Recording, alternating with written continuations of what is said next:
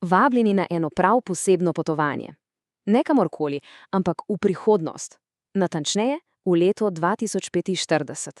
Ampak ne gre za neko megleno vizijo, veste, ampak za nekaj zelo konkretnega, za vizijo, ki dobesedno lebdi nad obzorjem.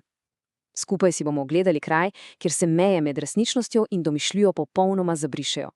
In kjer se rojevajo čisto novi svetovi. No, to je tisto večno vprašanje v svetu iger, kaj ne? Kje bo nastala naslednja velika uspešnica? V kakšni garaži v Silicijovi dolini, tako kot v starih časih, ali pa mogoče v enem tistih ogromnih bleščečih kompleksov na Japonskem? Odgovor je, recimo temu, precej bolj drzen. In, tudi precej višji. Najprej pa časovni okvir, da vemo, kje smo. Leto je 2045 in tehnologija je naredila tak skok naprej, da si ga danes res težko predstavljamo. In evo odgovora. Ni na tleh. Ne. Je dobesedno v zraku. 50 metrov nad Dubajem. Si lahko predstavljate? Najbolj napreden center za razvoj iger na svetu, ki ni v stavbi, ampak lebdi nad njo, kar tako, sredi zraka, nad to neverjetno puščavsko metropolo. Okej, pa začnimo naš ogled, najprej poglejmo zunanjost. Ker roko na srce, preden sploh vstopimo, je treba razumeti, kako je nekaj takega sploh mogoče. Skyforge namreč ni samo delovno mesto, to je izjava, pravi manifest.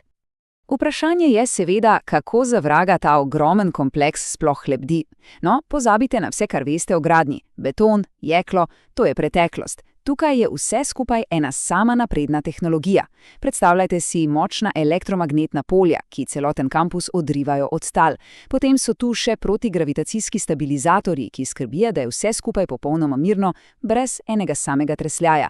In vse to je povezano z ultralahkimi karbonskimi nosilci, ki so bolj kot nekakšno ogrodje, ne pa klasična podpora. In poglejmo si to strukturo malo od blizu. V bistvu gre za 6 ločenih, ampak povezanih hodov. Med njimi so prozorni karbonski mostovi, po katerih se pa ne hodi, ampak se po magnetnih hodnikih dobesedno drsi od enega do drugega. Še bolj noro pa je tole. Stene so narejene iz aktivnega stekla. Kaj to pomeni? V enem trenutku gledaš osupljiv razgled na Dubaj pod sabo, v naslednjem pa se cela stena spremeni v ogromen, ampak res ogromen interaktiven zaslon. Dobro, dovolj o zunanjosti, pojdimo zdaj pogledat, kako se vsa ta futuristična arhitektura odraža v notranjosti. Vstopamo v samo srce kampusa, ki mu pravijo Creator's Core. In verjemite, tukaj se dogaja prava čarovnija. Delovno mesto, kot ga poznamo, tukaj dobi čisto nov pomen. Pisarniške mize? Kje pa? Razvijalci imajo lebdeče ergonomske kokone, ki se jim popolnoma prilagodijo. Monitorji? Pozabite. Tukaj so ogromni, 32K holografski zasloni. Ampak zdaj pride najboljše. Pripravljeni? Pozabite na tipkovnice in miške. Tukaj se koda piše z mislimi. Ja, prav ste slišali. Nevrovmesniki v rokavicah in posebni možganski vmesniki ideje pretvajajo direktno v kodo. Brez tipkanja. In tale podatek res pove vse o tem, kakšen preskok je to. Nekje v kotu sobe imajo za vsak slučaj še 50 najnovejših iMacov, za tiste, ki bi se radi vrnili k klasičnemu delu. Samo malo pomislite, kaj to pomeni. Tehnologija, ki jo danes smatramo za absolutni vrhunec, je tam leta 2045 zgolj nostalgičen spomin, stara šara v kotu. Gremo naprej. Naš ogled se nadaljuje v, recimo jim, specializiranih conah tega kampusa. Tu ne gre več samo za pisanje kode, gre za doživljanje igre še preden ta sploh zares nastane. Dobrodošli v testnih arenah. In tukaj postanejo stvari res divje. Si predstavljate? Recimo, da razvijate podvodne mehanike. Kaj naredite? Skočite v komoro polno vode. Delate vesoljsko simulacijo. Ni problema, greste v simulator breztežnosti. Načrtujete igro preživetja na nekem ledenem planetu? Tudi to imajo. Vstopite v kriolaboratorij, ohlajen na -40 stopinj Celzija. Ampak vrhunec vsega je VR komora. Popolnoma brez zakasnitve, z vsesmerno tekaško stezo in haptično obleko, s katero občutite dobesedno vsak udarec, vsak sunek vetra, vse. In ko sem že omenil veter, poglejmo si enega od projektov, ki jih razvijajo v svojih R&D laboratorijih. Imenuje se haptični veter. Kaj je to? To je tehnologija, ki omogoča, da v virtualnem svetu ne samo slišite šumenje vetra, ampak ga dejansko občutite na koži. njegovo moč, njegovo teksturo, smer. Noro, kaj ne? Ampak kje se vse te nore ideje sploh rodijo? Zanimivo je pogledati, od kod prihajajo. Bi rekli, da iz laboratorijev? Ne, sploh ne.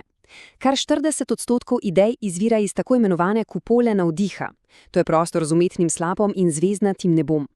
Takoj zatem, z 25% je igralna arena, prostor z retro arkadami in celo virtualno sobo za sproščanje jeze. In seveda ne smemo pozabiti na Skybar s svojimi dihjemajočimi prozornimi tlemi, odkudar pride 20% navdiha. Laboratoriji? Tisti so zadnji na seznamu. Ok, zdaj pa moramo pogledati še eno plat te zgodbe. Skyforge ni kraj, kamor 800 ljudi zjutraj pride v službo in zvečer odide domov. Ne, za teh 800 vizionarjev je Skyforge njihov domov. Tu živijo 20 ur na dan, 7 dni v tednu.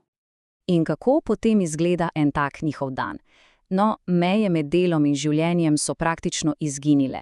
Tipičen dan ni razdeljen na služba in prosti čas. Kot vidimo, je približno 8 ur namenjenih osredotočenemu ustvarjalnemu delu. Ampak potem kar 6 ur gre za testiranje in igranje in še dodatne 4 ure za snovanje idej in sprostitev. Življenje in delo tukaj res nista ločene stvari, sta eno in isto. In podrobnosti tega življenja so naravnost neverjetne. Spijo v kapsulah, ki jim snemajo sanje, in te sanje se potem lahko uporabijo kot navdih za nove igre.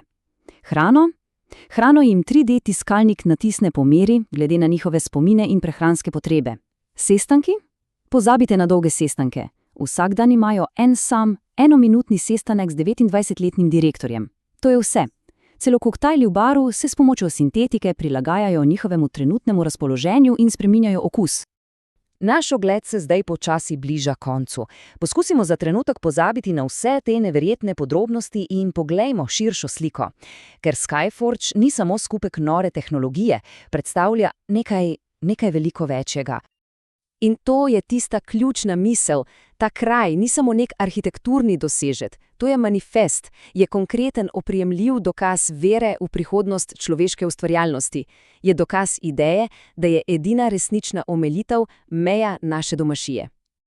Dajmo to postaviti v kontekst. Če pogledamo zgodovino razvoja iger, v 80-ih so igre nastajale v garažah, v desetletju okoli leta 2010 so se preselile v velike globalne studije in potem, leta 2045, imamo Skyforge, celoten ekosistem, ki lebdi v zraku.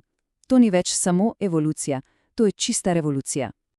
In na koncu, veste, Skyforge ni samo neka futuristična fantazija, je vprašanje. Vprašanje, ki si ga moramo zastaviti vsi.